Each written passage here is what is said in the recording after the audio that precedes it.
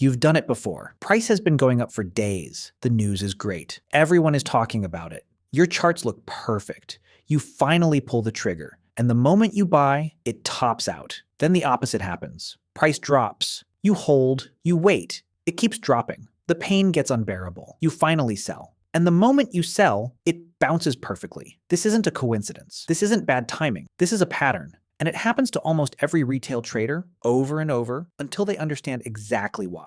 In this video, I'm going to show you the real reason you keep buying tops and selling bottoms. Not just the psychology, the actual mechanics, the invisible forces that pull you in at exactly the wrong moment every single time. Not financial advice, just education. Let's get into it. Here's what nobody tells you.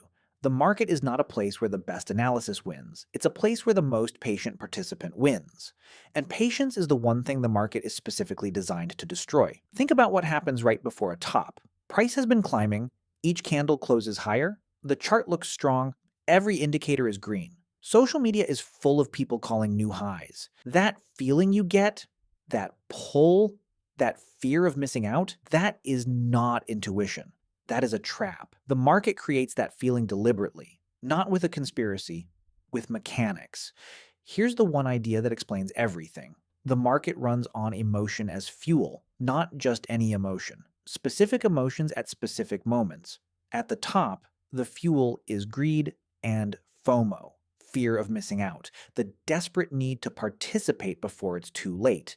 At the bottom, the fuel is fear and pain, the desperate need to stop the bleeding, to make the discomfort stop. These two emotions, FOMO at the top and panic at the bottom, are not weaknesses. They are perfectly normal human responses, but the market uses them as a mechanism. Here's how it works. Large players, institutions, funds, smart money cannot move their positions quickly.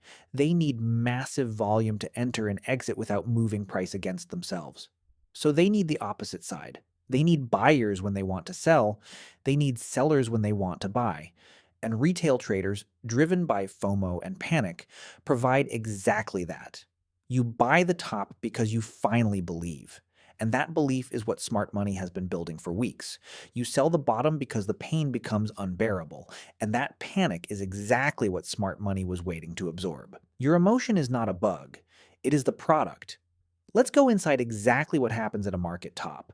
The move up has been real. Smart money accumulated at the bottom.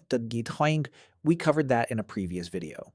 Now they need to distribute to unload their position at the highest possible price. But here's the problem. If they sell aggressively, price drops, and they're selling into their own move. So they don't sell aggressively. They sell into demand. They wait for retail traders to provide the buy orders. And how do they create those buy orders? Simple. They let price keep going up. Each new high attracts more attention. More headlines, more social media posts, more FOMO. Volume increases. Everyone is buying. The candles are green and wide. And right at that moment, Bertrand, when retail demand is at its absolute peak, smart money is quietly on the other side of every single one of those trades. That climax candle, the biggest, most exciting green candle at the very top, that is not strong buying. That is smart money's exit door, disguised as euphoria. Now flip it. Here's what happens at the bottom. Price has been falling. Red candle after red candle. The news is terrible. Everyone you follow is calling for lower prices. You held through the first drop. You told yourself it would recover, then it dropped more. Now you're deep in loss. Every candle feels like a punch, and at some point, the pain becomes louder than the logic. You sell, but here's what's happening beneath the surface at that exact moment. Smart money is accumulating, quietly, slowly, absorbing every panic sell that hits the market. They aren't buying because news is good. They're buying because price is where they want it, and retail panic is giving them all the volume they need to build a position without moving price against themselves. Your pain is their opportunity. The moment the last seller gives up, the moment capitulation is complete, there are no more sellers left, and price has nowhere to go but up. You sold the bottom because the pain was real, but the pain was the signal, not to exit, to pay attention. Now let's make this practical. There are 3 specific triggers that pull you into tops and bottoms. Recognize them, and you break the cycle. Trigger 1, social proof. When everyone around you is talking about a trade, it is almost always too late. Social proof is a lagging indicator. By the time the crowd is in, smart money is already thinking about the exit. The rule: the louder the crowd, the more cautious you become. Trigger 2: consecutive candles. 3 or 4 candles in a row in the same direction. Your brain sees a pattern and screams, "This is going to keep going. Get in now." But consecutive candles in one direction are often exhaustion, not continuation.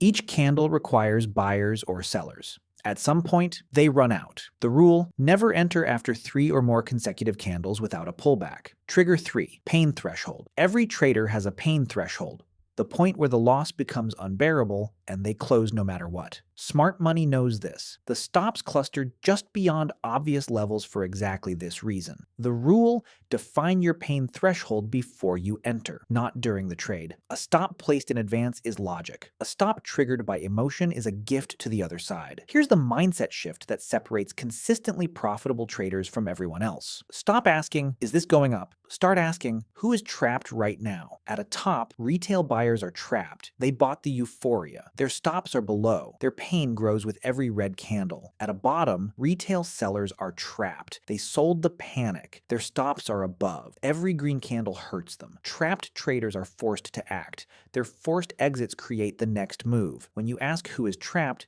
you stop chasing. You start waiting. You let the trap spring, and then you move with the pressure, not against it. That one question, every chart, every setup: who is trapped right now? Buying tops and selling bottoms is not a discipline problem. It is a mechanics problem. Once you see how emotion is used as fuel, how FOMO at the top and panic at the bottom serve the market's need for liquidity, you can step outside of it. Not perfectly, not immediately, but permanently. The next time you feel that pull to jump in because everyone is talking about it, pause, ask who is trapped, check the volume, wait for the move to exhaust itself. Because the best entries never feel comfortable. They feel like you're doing something wrong. Drop a comment. Have you caught yourself buying a top or panic selling a bottom? What triggered it? I read every single one. See you in the next video. Stay disciplined.